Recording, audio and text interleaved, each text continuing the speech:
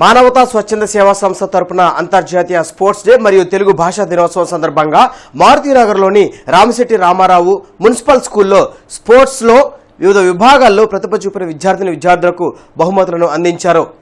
ఈ కార్యక్రమంలో ప్రెసిడెంట్ కొమ్మాలపాటి శ్రీనివాసరావు మాట్లాడుతూ క్రీడలకు చేయూతని అందిస్తామని, చదువును కష్టంతో కాకుండా ఇష్టంతో చదివి గోల్ని అందుకోవాలని అన్నారు. చైర్మన్ పావులూరు రమేష్ మాట్లాడుతూ ప్రతిభ చూపిన విద్యార్థులకు తగిన చేయూతను సంస్థ తరపున అందిస్తామని అన్నారు. Treasurer Sairam, school principal Ramakrishna, Srilakshmi మరియు మానవతా సంస్థ గురువారెడ్డి, విజయలక్ష్మి, మేనేజర్ సాయి కిరణ్, స్కూల్ అధ్యాపకులు, విద్యార్థులు భారీగా పాల్గొన్నారు. మానవతా స్వచ్ఛంద సేవా సంస్థ ద్వారా మేము దాదాపు 15-20 లక్షల రూపాయలకి విలువ కలిగినటువంటి వాహనాలని అక్కడ సమకూర్చాము.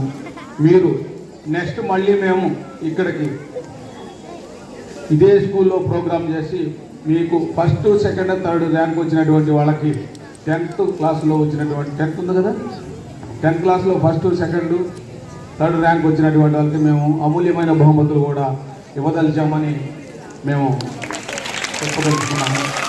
ఈ అవకాశం ఇచ్చినటువంటి ఈ స్కూల్ స్టాఫ్